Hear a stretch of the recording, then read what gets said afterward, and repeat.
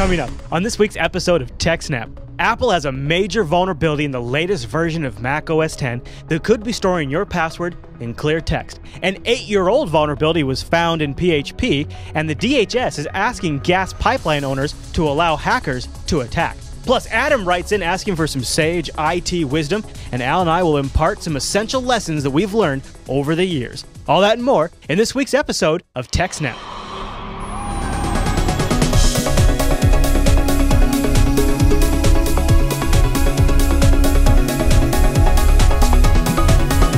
Hi everyone, and welcome to TechSNAP. This is episode 57 of Jupiter Broadcasting's weekly Systems Network and Administration podcast. We streamed this episode live on March 9th, 2012, for release the next day, March 10th, 2012. This episode is brought to you by Godaddy.com, and I'll tell you more about them as the show goes on. And the live stream is powered by the incredible and always online Scale Engine.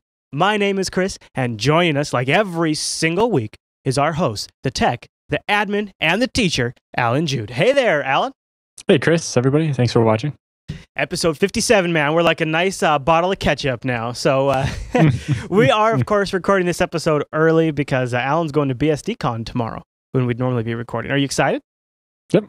Yeah. Yeah. Oh, Alan, you're just so bubbly and full of enthusiasm for everything. Yeah, I'm excited. It's all right. It's okay. Well, I've been wanting to go for a couple of years, and so I'm finally getting to go. It's all exciting. And I guess some people that are attending are going to be are also viewers of the show because we've already heard from a couple of them, so that's exciting too. Yeah. So one of the things, Alan, that I want to help you try to keep track of is the fact that I know with the con things might get kind of crazy, but we've got a lot of stuff to cover, so we're gonna just try to get through the show as fast as possible. But before we do, I'd like to remind you about Mother's Day. Mother's Day is coming up, and don't lose track of it with the con and everything like that. Yeah. And if you are going to do some shopping for mom over at Amazon, please consider going to the Jupiter Broadcasting website first and scroll down to the very bottom of our website where you will find links down there for Amazon US, Amazon UK, Newegg, ThinkGeek, which I know Alan's buying from his mom from ThinkGeek, Best Buy, Mint.com, Audible.com, and even Gamefly if your mom is a gamer. There's also a Chrome extension, which will make it so that whenever you visit those sites, it automatically tags your shopping session for us. You don't even have to do anything, so that's super nice. Also, like Metal Freak pointed out in our chat room, you can also just use those links before you buy MP3s from Amazon. We actually get a cut of that too. That helps. Amazon MP3s are no DRM. Yeah, and they're good. They're got like what? They're not 256K. Are they? Are they 256? I think they have options. I forget. Yeah, well, they're great. And the other thing I like about it is you can have it go to the cloud drive, and you can also have it download a copy too, so you still get the local copy, which is really cool. Anyways, so thanks to everybody who used those affiliate links because you help support the network. Now, Alan, we have a crazy amount of news to get through today. We also have an excellent feedback question that I bet might apply to quite a few people in our audience, and our roundup is nuts too. So what do you say we jump to our first news story this week? All right, so Apple's in the sights of TechSNAP this week. What's going on, Alan? Basically, Apple has committed this giant security blunder that basically exposes the password of any users that logs into an OS X Lion machine in plain text. So their latest release of the OS is Lion. Yeah. So basically, they did an update at the beginning of February, 10.7.3, and with that, apparently, a developer accidentally left a debugging option turned on in the final release that got shipped to everybody. And what this does is causes the plaintext password of every user to be logged to a system-wide log file when they log in. Hell of a debug flag. Debug flag. Yeah, and ZDNet has a picture of what the log looks like, and it's, blah, blah, blah, blah, blah, password as plaintext equals your password. Jeez. Along with a bunch of other information. That's a pretty big boo-boo. Yeah. And so a quote from the article, anyone who uses file vault encryption on their Mac prior to the version of that came in Lion and then upgraded to Lion. So if you used file vault, which was, I think it was like directory or partition encryption. Yeah. That was what the Macs had before Lion. If you had that and then upgraded to Lion, it kept what you already had.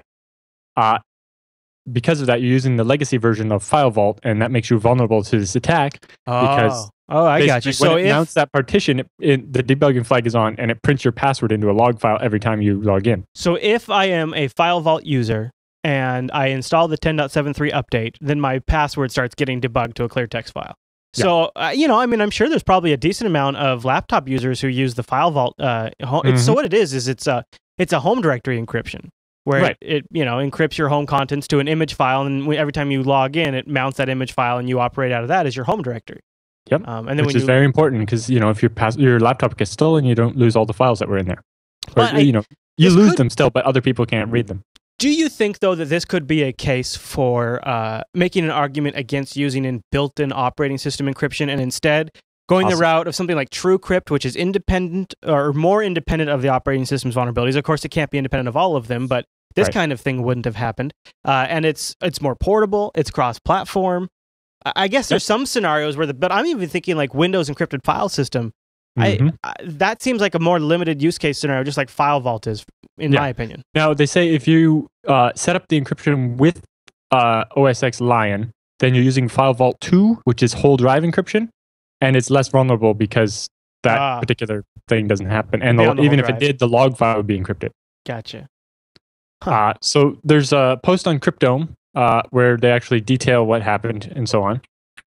But as you recall from last week's episode of TechSNAP, when we were discussing the basics of hacking, we discussed how you could compromise someone's encrypted partition by installing spyware on their computer to access the partition once they have mounted it. Right. Because if the spyware is running as the user has access to the encrypted data, then it's already mounted, and then you don't need the password. Right. Your other option would be something like a keylogger to learn their password so that you could mount it. So this flaw in OS X means the attacker can boot your system into recovery mode or a live CD, mount the unencrypted system partition, read the log file, learn your password, then log into the system as you. And it's actually a little easier than it sounds because Macs running Lion have a built-in recovery partition that you can boot to, and then from there you can bring up a shell, and then if you know your unit that shell runs as root, and then you just read the log file and you're good to go. Yeah. At least that's built into every Mac. So. Yep. The researchers also discovered, or the researcher who discovered the vulnerability also points out that if you're using something like Time Capsule to back up, it backs up that encrypted image file so that your home directory is encrypted in the backup. But it will also back up this log file. So if someone gains access to your unencrypted backup that contains that encrypted image file, they could read that image file with the password out of the log file. Right. And so the scenario might be a laptop with an external drive that they're backing up to. If you grab the laptop and the external drive, which Time Vault by default when you plug in a drive. Or just the external drive, sure. Wow. Or if you're backing up somewhere remotely or whatever. And the other thing is, even if you change your password, if like you fix the vulnerability when Apple makes a release, which they haven't done yet, and you change your password, that file in your backup is still encrypted with the old password, which is stored in that log file. So when did they find out about this? Because I saw the Cryptome post is from the 5th of May. Right. And the vulnerability was introduced at the 1st of February when this version came out. Okay. But yeah, nobody found it right away. Right. I don't know how long the researcher knew about it before he wrote his post. Yeah. 'Cause usually you would give Apple a little bit of time first, but it depends on their policy and so on. But as of yet, Apple hasn't made a fix for it at all. Yeah, they've been slow on the draw on that kind of stuff. Really badly, ignoring researchers entirely and not even admitting that, yes, we acknowledge this problem exists. It would seem when they do, that we acknowledge this problem exists, but we're not going to fix it.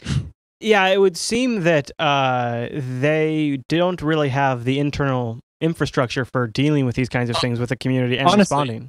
It took Microsoft many years to get as good at it, and now they're actually very good at dealing with researchers and getting these vulnerability disclosures out there. Like we saw that with the RDP one. They were right on the ball and things went fairly smoothly. Very true. We didn't hear about any huge break-ins because of this or anything. Right. Microsoft had to do some significant internal retooling, though, to make that possible. It took them quite a while. Yeah. Now, the researcher is also quoted as saying, "In my opinion, it should be impossible to turn such a feature on without actually patching the code." So basically, it seems like this feature of printing your password to a text file is built into every version of OS X and then just turned on or off with a flag that was accidentally left on. A flag that's turned on at compile time. Right. But it still means the code path where that happens could still be in the binaries. So there might be some way to turn it on even in like older versions where it wasn't on. And what he's saying is that should be a feature that the code's not even in the source code until they need it, kind of thing. Yeah. Rather than just being turned on and off with a flag. Right. Because it goes on to say, this could have just been a low-level developer who made a mistake and it was all innocent. Or it could have been, a mole at Apple who did this on purpose to make a mess.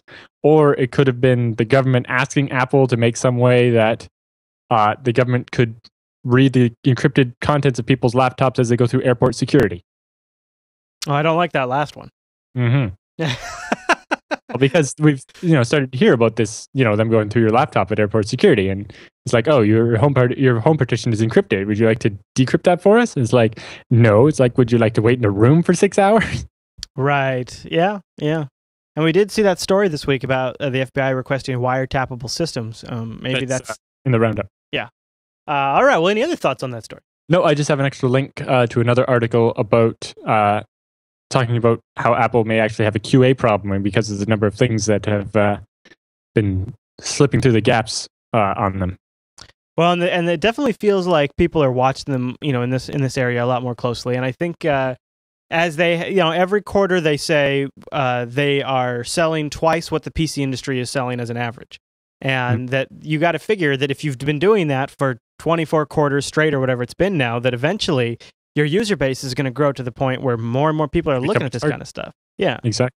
And also a lot of these researchers are getting Macs and they're playing with their own machines to send and see what's in there to find out what, Because, we've kind of discussed this before, I think more on the Linux Action Show, is that a lot of developers and researchers so tend to use Macs. Like we've seen, like most Linux developers actually use a Mac. Yeah.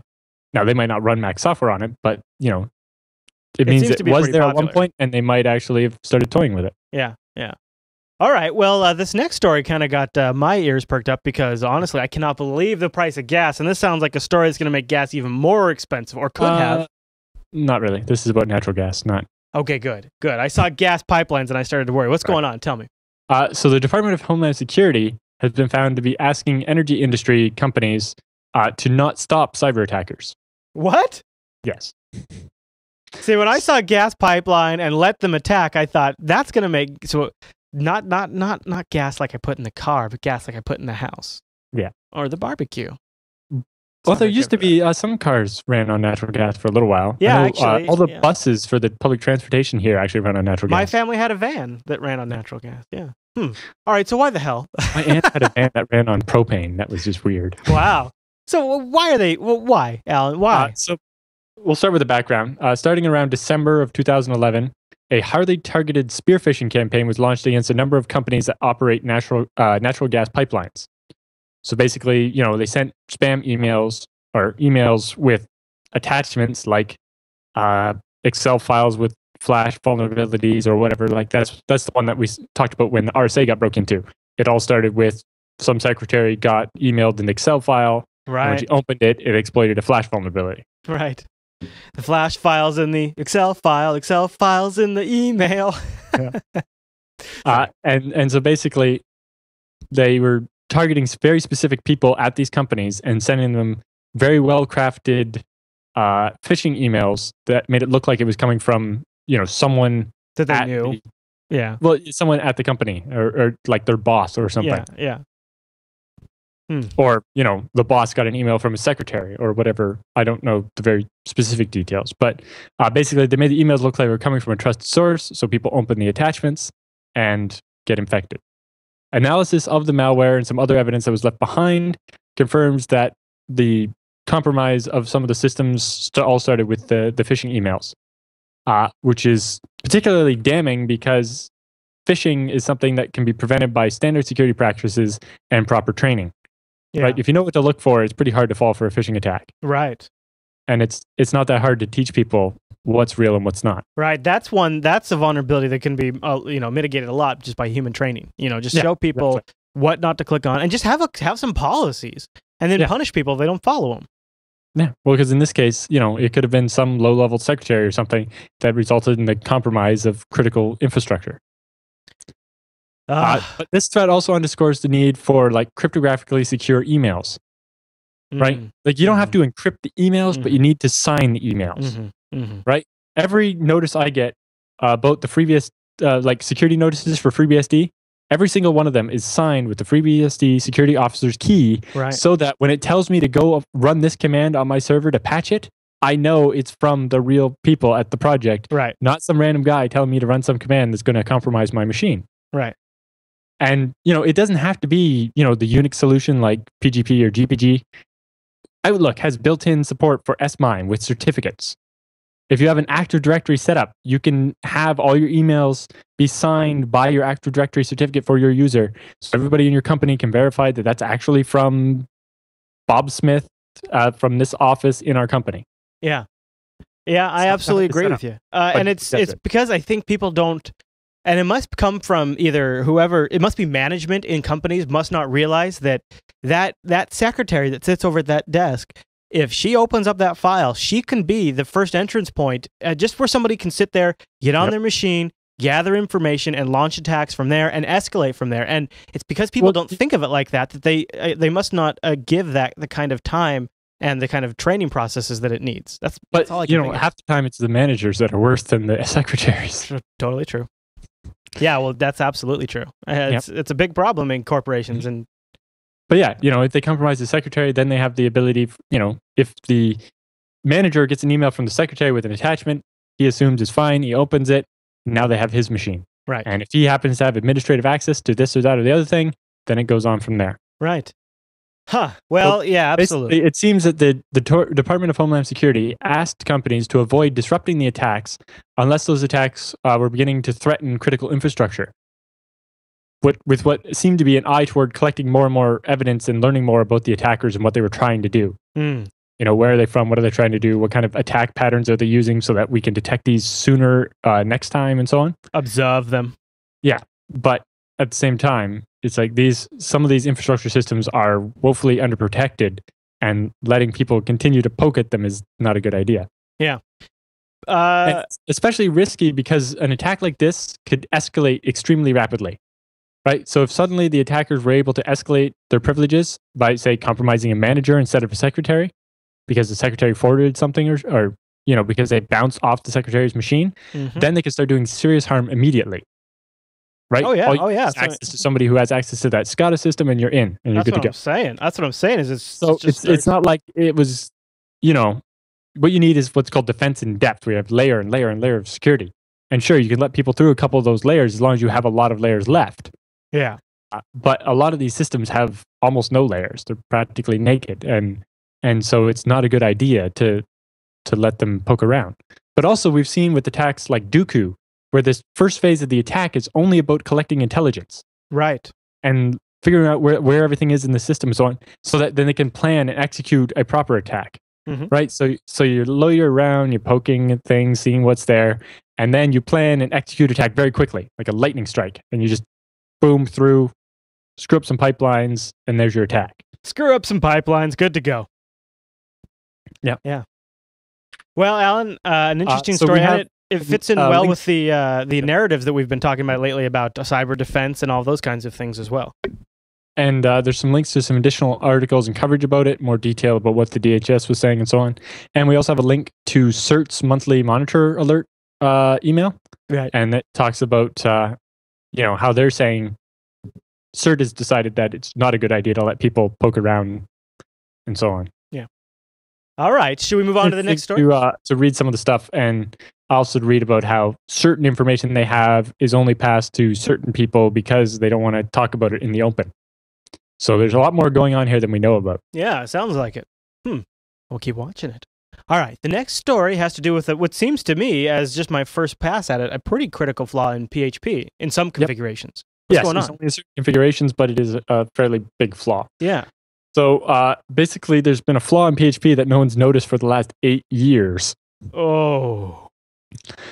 So it's in the way that PHP implements Section 7 of the CGI standard, which is the Common Gateway Interface, which is how web servers run code. Well, nobody uses PHP or CGIs, right, Alan? Nobody. Well, it's PHP as CGIs. Yeah, nobody does that, right?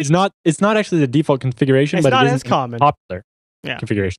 Yeah. Right, so CGI is Common Gateway Interface, and this is how a program talks with your web server to generate a web page. Yeah. Now, these programs can be anything from C code to a Perl script or PHP or just a shell script. It can be anything. Yeah. And basically, what the flaw in PHP here would allow the attacker to pass arbitrary command line arguments to PHP. So basically, certain types of URL strings, like when you at the end of a URL, when you put the question mark and then x equals y and z equals 2 or whatever, certain layouts of those cause PHP to interpret those as command line flags instead. Right? If there's no equal signs and it starts with a dash or something like that. Okay. So specifically, what this allowed the attackers to do is pass the -s flag to PHP, which makes PHP print out the source code to the file rather than interpret the file. Right. So if you go to somebody's website that runs PHP and then just add $-s, it'll print out the source code instead of printing out the page. Right. Now, if you point this at, say, wp-config.php on somebody's WordPress blog, that will print out the source code of their config file, which will contain the secret keys for their encryption stuff, the username, password, and host name of their SQL database, and so on, right? Is this something like everybody's vulnerable to right now? We'll get to that in just a second. Okay. Because you're freaking me out. So you can disclose your MySQL password. Who needs MySQL injection when you just have the username and password for their SQL database? Dude, seriously. That's easy street. Yep. So the original fix released by PHP on May 3rd didn't properly fix the issue. Basically, by applying a trivial workaround, you could still execute the attack. So later, an additional attack vector was found with the way certain people have configured their PHP, and a newer version of PHP was released May 8th, so yesterday, that finally fixes the problem. And they have a bunch of documentation about if you use a CGI wrapper to launch PHP, how you have to make sure you're doing it a certain way, otherwise you're still vulnerable. Now, the vulnerability only affected servers that use PHP in CGI mode. So that doesn't affect all servers. Specifically, most standard like LAMP stacks would use Apache with mod PHP. Right. Where PHP is basically built into the web server process. Right. And so the code gets interpreted automatically. So that's not vulnerable. Also, things like Fast CGI and PHP FPM. PHP FPM is what Scale Engine uses to run, for example, Jupyter Broadcasting. Those are not vulnerable either. Okay. We'll get to that in a second. Many large-scale web hosts, like DreamHost and Bluehost and a bunch of people like that, they use PHP in CGI mode because it allows them to execute each user's code as that user. So if you have 1,000 customers on a box, each time one of them gets a request for their website, you start PHP as that user and run the code. Right. And that way, not everything runs as that W user. And this basically keeps users from being able to interfere with anybody else's stuff. Yeah. The problem with CGI mode is a performance disadvantage. Because basically PHP has to be loaded, like the actual executable has to be loaded into RAM and run before each process can be each request can be processed. Right? So if I want to run a page, it has to load PHP, read the PHP file, execute it, and then exit. With something like Fast CGI, which is what Scale Engine uses, the CGI processes are already started and running, and they're waiting on a TCP socket or a Unix socket. They get a connection, get told what file to run, do it, and then return the result. And they stay running and recycle after like 10,000 requests. So they're not vulnerable because it's already running. You can't pass extra command line parameters to the PHP process because it's already running. Right. And because it's already running, PHP has already been loaded, and you don't have that latency from starting up PHP. So a nice performance gain there too. Now, you got to figure people are going to be patching like mad. I go back to thinking of like old Linux installations because the guys like DreamHost, I'm sure they'll roll out patches for this kind of thing over time. And so that's not so worrying. But I worry more about the smaller websites that the are people that neglected. own little Apache servers or the tiny little local web hosting companies. Or older implementations of software that expected things to be done through CGIs and those. It's just, I don't know. I guess people know about it, but the reason why I'm worried about it is I'm thinking back to a client right now who has a Red Hat Enterprise Linux installation that hasn't been updated since 2008. Yep. And I'm pretty sure this is their configuration for their PHP setup. They need to move on. Also, as a funny note, if you go to facebook.com/?-s, you get a rather... Shut up. All right, should I do it right now? Okay. Yep. Facebook.com, okay, /?-s. -s. And then just hit enter? Yep. All right, here I go. We got include once, HTTPS, careers. So basically, it's some PHP code, except for rather than being the code for Facebook, which is what you would expect if you were trying this, you get basically a statement that says, suck in the contents of this page, which, as Chris was trying to read, was it careers / Careers something, yeah, I'll bring it up. I'll see what it is. It's basically it's sending you to the page to apply for a job at Facebook. Oh my God, I love it, because they're like, if you're smart enough to know this, then you might want to work here. Yeah, so if you're on top of this and trying to exploit vulnerability in Facebook, here's a link to our careers department for engineering. All right, that's cool. Yeah, look, software engineering, security engineer. These are actual positions they have open. Okay. All right. Props to Facebook. That's kind of badass. I mean, It's not as cool as like what Google pays. What, they just up the amount of money they'll pay for Chrome vulnerabilities now? But I mean, that's it's like cool. $20,000 of vulnerability or something. Yeah. Well, any other thoughts on that? That's what one of the talks at BSDCan is about bug bounties and how they work. Or yeah. Yeah. So Colin Percival, the guy that wrote TarSnap and is the security officer for FreeBSD, has had a bug bounty program for a while. Not quite as lucrative as Google's, but a couple have been found, and he's going to talk about the results of his bug bounty program. Very cool. Well, any other thoughts on the PHP vulnerability? Nope, I think that's about it. All right, Alan. Well, then before we go on, I want to stop and say hello to our fine friends over at Godaddy.com. And I want to tell you guys about something new. If you have listened to TechSNAP a lot, you've never heard us talk about this before. This is the Godaddy reseller program. And this reseller program is for anyone who wants to make a little extra money online.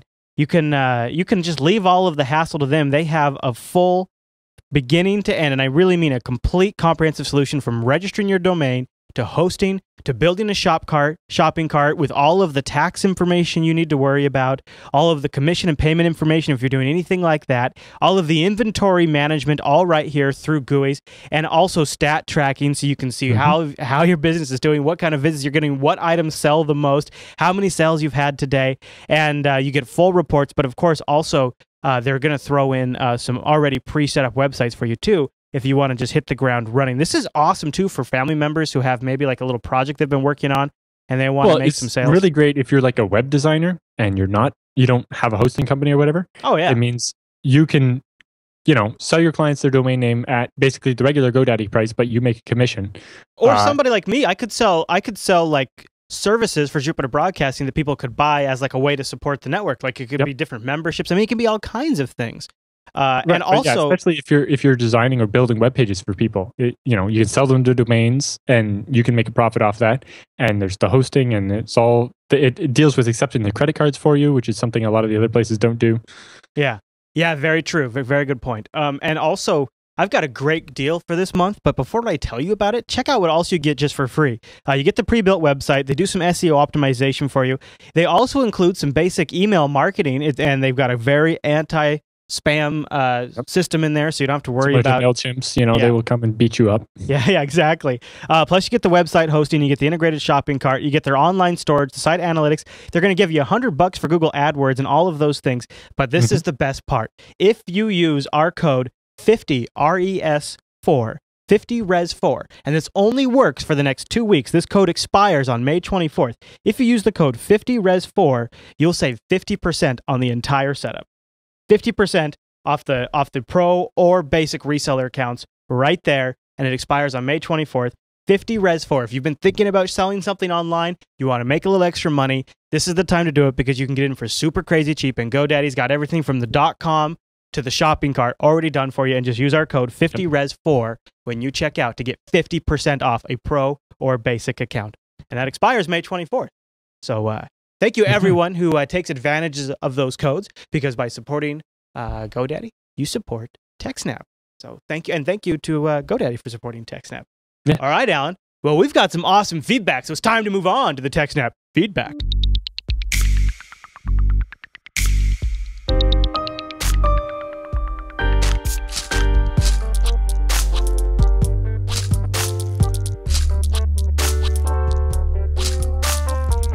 Thanks for sending your emails to TechSNAP@jupiterbroadcasting.com. Your tech questions, your IT questions, your security concerns. Maybe you found something awesome you want to pass along to us or the community. You can always send those into TechSNAP@jupiterbroadcasting.com, or you can hit up our Reddit at links.techsnap.tv, and then the whole community can comment on it. All right, Alan, are you ready for the question today? Yes. All right. This is a great question, and it comes in from Adam. Adam writes, "Help! I've been watching JB shows since I found last in August. I enjoy TechSNAP, even though I'm not a sysadmin. But my job at a tech startup is trying to make me into one. Here's his current situation, Alan. Prepare yourself for information transfer. Mm-hmm. A couple of years ago, when strapped for cash, the previous sysadmin set up a server consisting of Ubuntu 10.04 installed on an old desktop workstation, which was sold at an auction from the local university. There is also about 5 workstations running Ubuntu 10.04, which use NFS to mount their home directories from the server, and it also mounts a folder that is accessible through the web for testing sites and downloading each other's APKs. Though we have moved most production app stuff to Godaddy servers, there are still a few legacy dependencies on this destined-to-fail server. We currently avoid going anywhere near it in fear of killing it. But here's the part that he really needs help on, and I think people have been in that situation where they don't want to go near the computer because it's fragile. Here's what he needs help on. Now that our company has become a little more stable, there are plans to substantially upgrade this.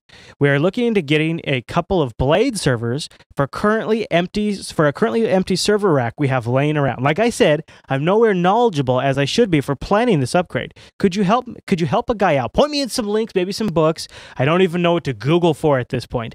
I can't help feel there's some massive security risk with how we're currently set up, and I don't want to make a rookie mistakes. Thanks, guys. Yeah. Well, that's a big one. He's got a lot of responsibility that's landing on his shoulders all of a sudden. Right. Especially with hardware that old, it was used when they bought it, and it's been going for years now. Yeah. You do worry, a workstation machine like that only has one power supply, and there's no RAID array, I'm sure. So, there's very big risk of downtime there.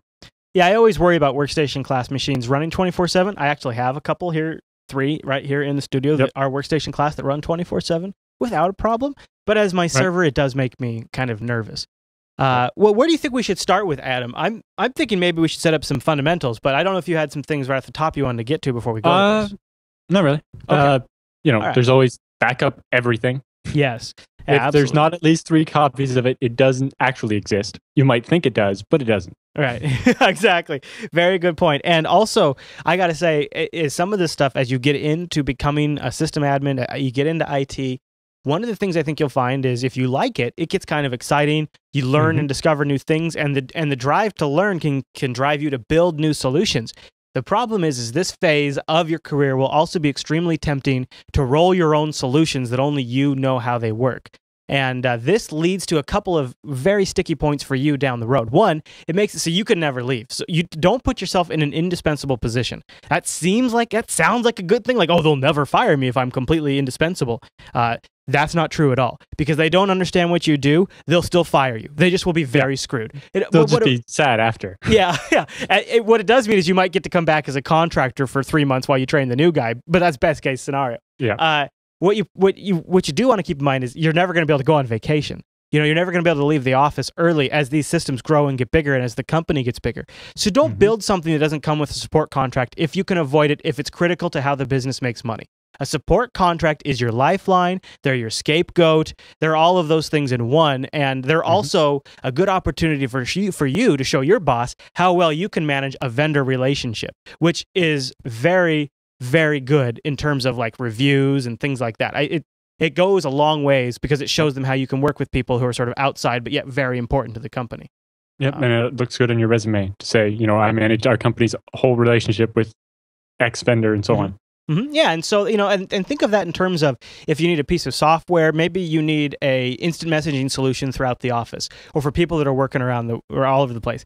That would be very easy to roll your own. But if you're not comfortable doing it, consider going with something like OggChat, oggchat.com or .net. It's very simple. It's very cheap. It's based on Jabber. It's all open source on the back end, but they provide you a management and front end for very low cost.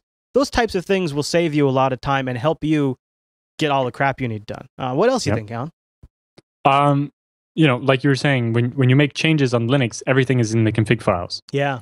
And you said to back those up. But more than just backing them up, you also want to keep revisions, right?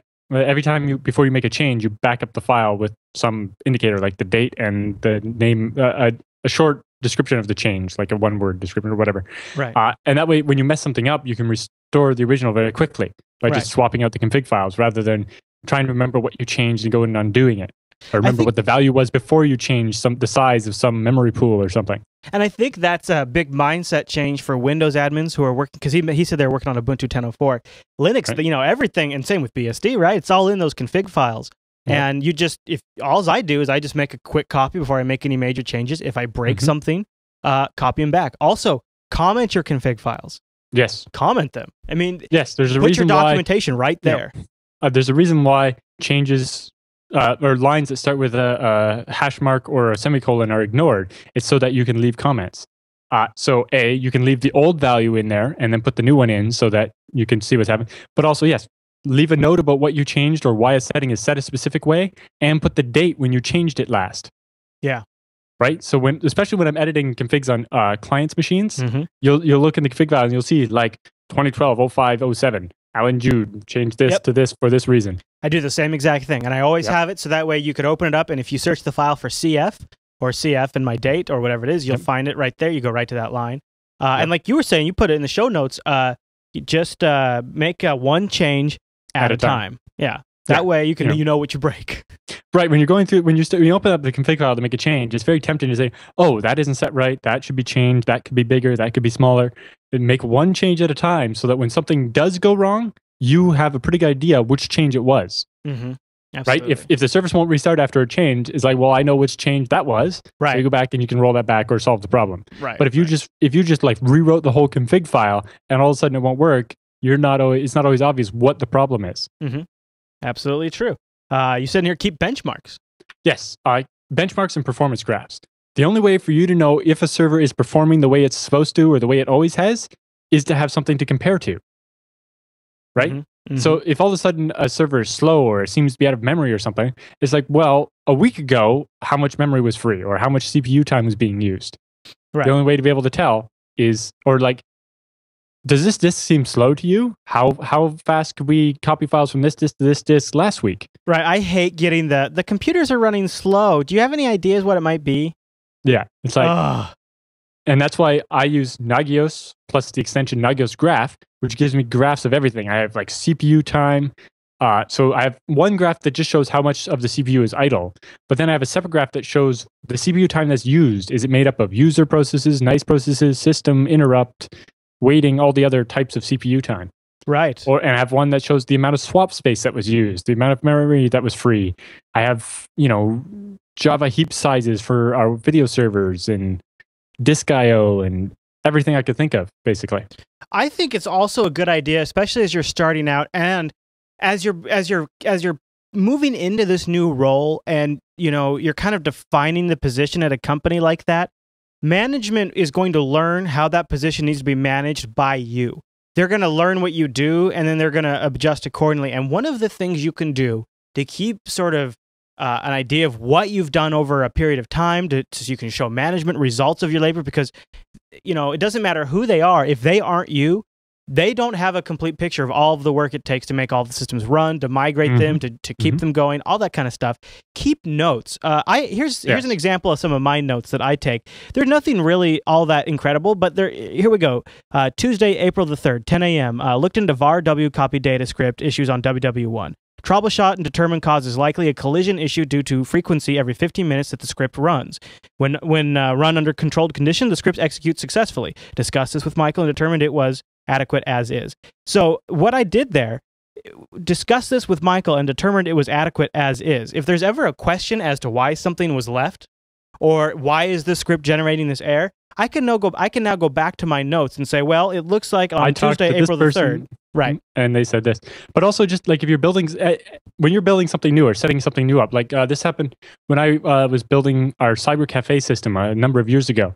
We decided to integrate with Open LDAP because we were doing a fake Windows domain controller used the username and password from the website to allow people to log into a Windows domain. I had never done, like, the extent of what I'd done with Open LDAP before was maintaining an email list for a webmail system in my email admin class at college, because I've never used LDAP outside of that. Right. So when I was setting it up, I kept very good notes about every step of my setup procedure. You know, what I changed in config files, how I installed the different things, where I installed, and I end up with about 5 pages of notes of how to set up Open LDAP in our specific configuration. Right. It becomes your documentation, which is... And so then when we went to move from our development system to a production system where we were building on a bigger machine, I could just repeat those steps and set the setup. Right. And or like I also have documentation and checklists. I love checklists. Yeah. So like when I'm setting up a new server, now that Scale Engine is now 50 servers spread across the globe in like 18 data centers in 7 countries, when I set up a new server, it's very hard not to forget one little thing somewhere. Oh yeah, absolutely. So I have this checklist that I go through, and it's like, have I done this yet? Is it, you know, these settings need to be in this file.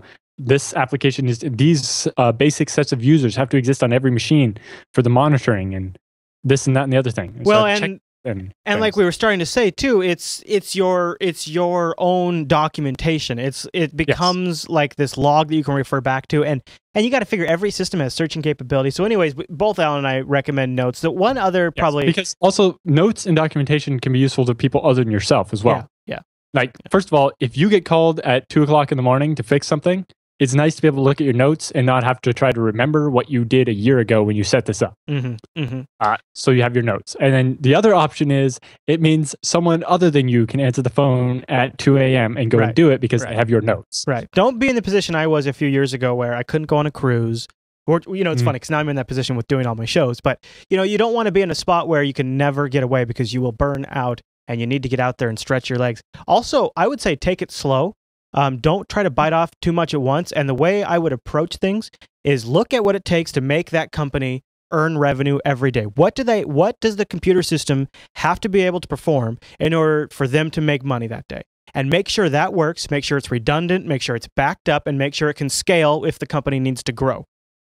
Work out from there. That's your first responsibility. So if Susie has to go three steps down because the printer isn't working or the NFS mount something's wrong with the NFS mount, yeah, that sucks. That's important. But what's more important is the business makes money. Start there and work out. Take it slow. Triage what's the most busted. Get that fixed. Be like a doctor in an ER kind of a situation. Yeah, and you know, one of the critical things there I think is their NFS mounts in this case because it's every machine's home directory. Right? Users don't have files on the local system anymore. Now, you can either change that practice and start keeping files on the local computers, or you can, you know, get this new server you want to build and get the NFS mounts all moved over to that. And you're going to want that to be like a RAID 5 array, and you're going to want to have it provisions such that you can add more space to it later, like an LVM or something. Now, a couple of points I think both of us want to touch on is his server. Remember he mentioned he was like afraid to go near it because he doesn't want it to die. If that's the case, I hope that he's making sure it's backed up. Also, I would suggest look at something like physical to virtual conversions that you can do that will take a complete snapshot of the machine. Right. At the college where I used to work, when the machine that hosted the Unix box that all the Unix classes used to SSH into and learn how to admin a system, basically, when that started to die, it was having, I don't know if it was a power supply or hard drive or something. What they did is just very quickly, rather than trying to replace the hardware or whatever, virtualize it. They sucked it up into VMware, and now they can, if the machine it's on starts to die, they move it to a different VMware instance. So what I've done in the past is when I knew a machine was near death, because you just start to get a feel for it, it's in your gut. I virtualize it, I virtualize it, and then I put it all set up, and then I leave it off. But I try to have it set up so that way I can take the changeable data and just import it on the virtual machine, and it's good to go. So I put links in the show notes. VMware has put out their physical to virtual conversion tool for free for Linux. So he can just install that and it will make a VMware image that he can then import into VMware. I would probably recommend he looks at VMware because, again, that's something where he can find a lot of ready, easy support. Other people can come in and work with it because he can always find outside contractors. If he gets really stuck, he can find a contractor, and as long as he's working with industry standard stuff and software that there's a large talent pool for, he can bring them in and they can help him finish those 10%. It does the whole thing doesn't have to ride on him. I mean, that's how I have made my living for years now is I'm the 10% guy. When the guy on site can't quite get the job done, I come in and I finish it and I wrap it up. And there's a whole business out there of people like me doing that. And so it doesn't all have to rest on you.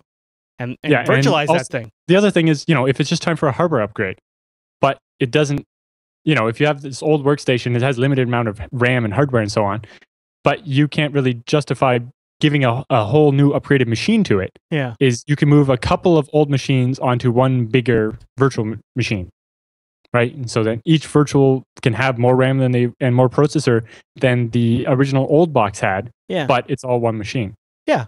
And it gives you time to worry about the software aspect of it once the hardware problem's completely solved.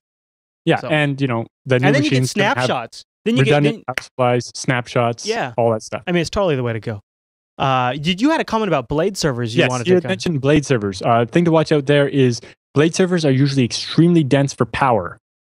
Most of them actually won't even run off standard 120 volt power that you have to your office. I've never seen a blade that does a chassis. There's some small ones from Supermicro called microclouds.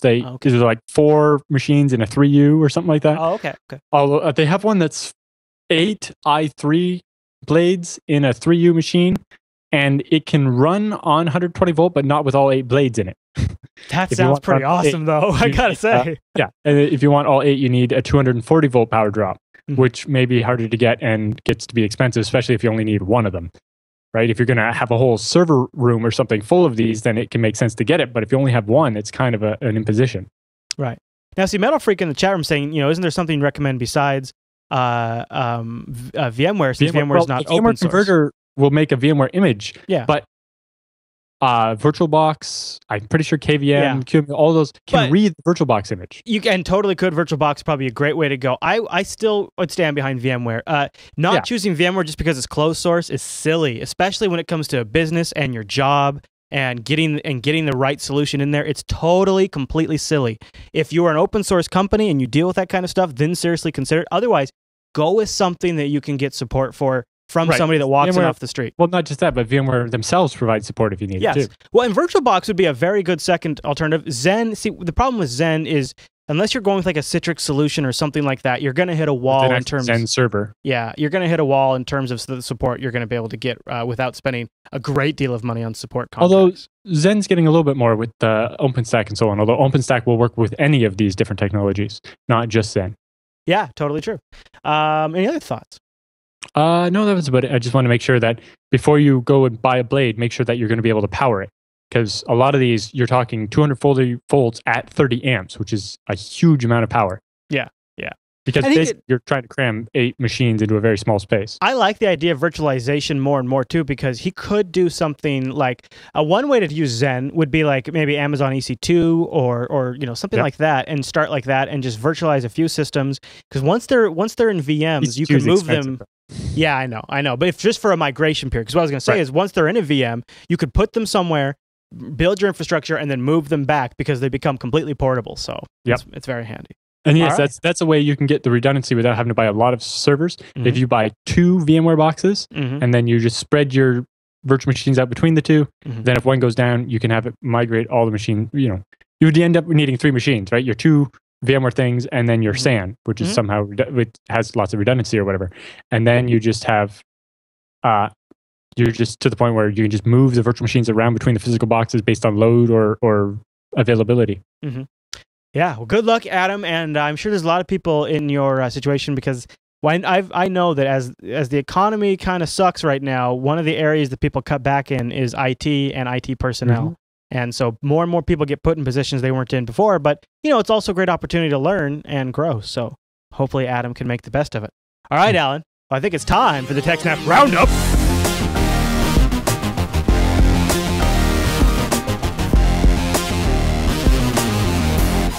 Welcome to the TechSNAP Roundup. Yeah, that's what that crazy music means. The Roundup are stories that didn't quite make it into the top of the show, or often were some of the top voted stories on the TechSNAP Reddit over at links.techsnap.tv. Thank you everyone who submits stories and votes them up over there.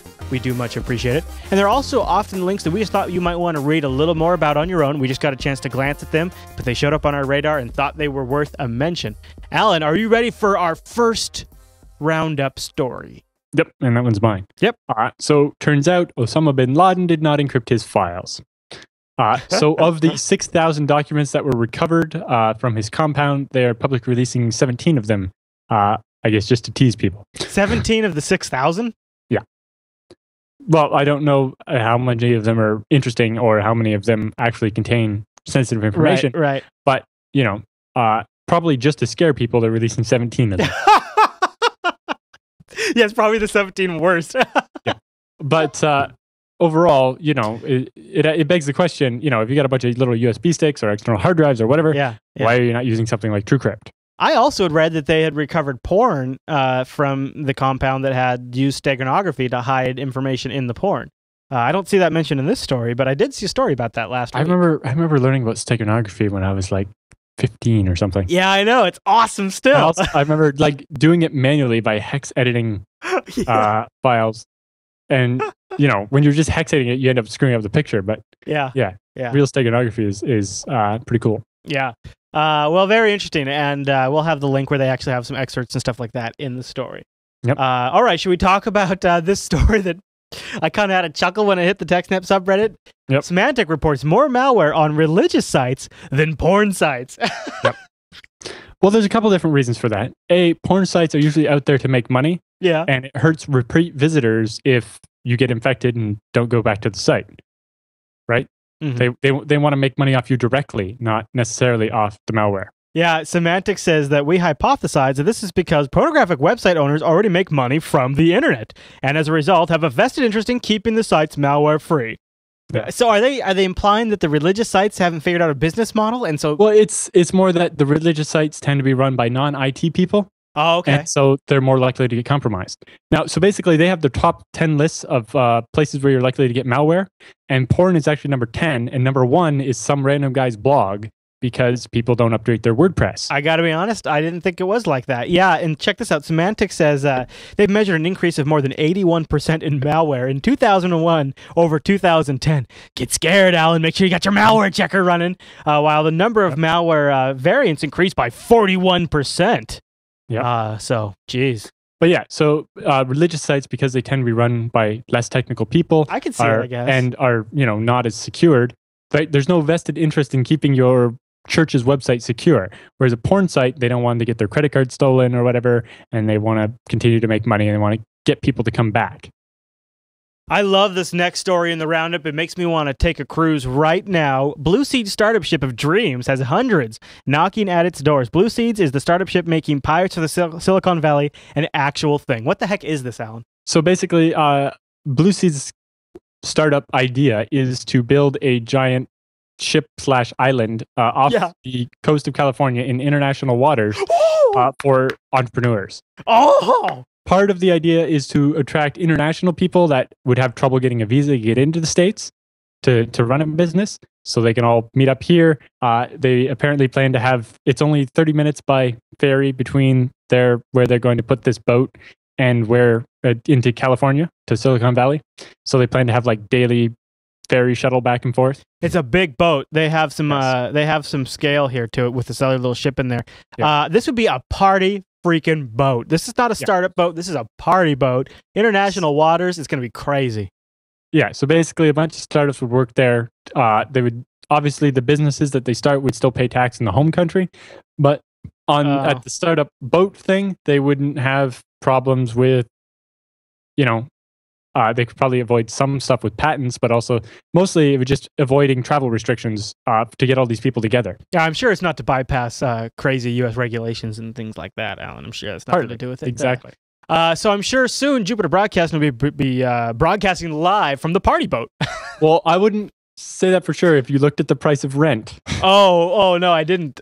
Should I reconsider? Like a shared room is like $1,600 a month, but it does include office space as well, so it's not quite as bad. But, I don't think I could afford that. Well, basically, it's comparable to regular apartment space in Silicon Valley, which is just overly expensive. Oh, that's crazy. Yeah. No, not that much though, right? Well, but if you figure, if you're a startup and you have to rent an apartment and an office, you're probably going to pay that much anyway. Okay. And it depends, if they provide a bunch of the amenities, like, is a really fast internet connection to this dedicated island in there? That seems like absolutely critical, right? Yeah, it was like, they're gonna have to take their little ferry boat and string a bunch of fibers back and forth. Yeah, how's that gonna work? And are they gonna? My big question is probably the most important question: is it free meals? That's what I want to know. Did they say anything about free meals? Because whenever I go on a cruise, my favorite part is the eating. So, just saying. All right. Well, the next story on the roundup, I don't really know what to make of this, but we threw it in here. Twitter may have suffered a public breach. 50,000 accounts may have been affected in this breach. Officials from Twitter are looking into what happened. Said to be 50,000 email and password combinations posted to Pastebin earlier this week. That, of course, sparked the conversation. And after a brief analysis, the list consists of 20,000 duplicates. Many suspected spam accounts and unlinked usernames and password combinations. No persons or group has claimed responsibility as of yet. So, of course, Twitter's looking into this. They're not quite sure where it came from. But I've seen a number of people I know whose accounts have started sending spam. So it's entirely possible that a bunch of these accounts have been compromised. Well, that's just a mess. That's just a mess. Yep. Well, the only solution to that is more wiretapping. That's the next story on the roundup. The FBI says we need wiretap ready site right now. We got a wiretap. They want social networks and email providers and a bunch of other sites to basically build in the capability to simplify wiretapping for them. So that the FBI can just come and say, we want to wiretap so-and-so's Facebook or their Gmail.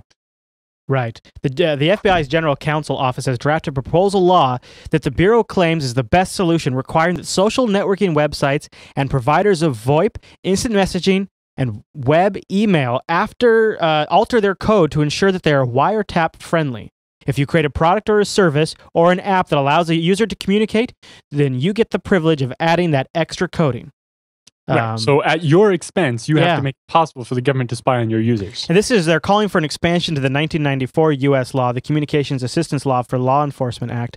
Right. And this targets things like Skype and a number of other. And thankfully, while not letting them record the phone calls themselves, you could at least record the call sessions and who called when and for how long and at what times, thanks now to Microsoft's group of supernodes that they have all around the world. I mean, that is literally making... That's only if you're connecting...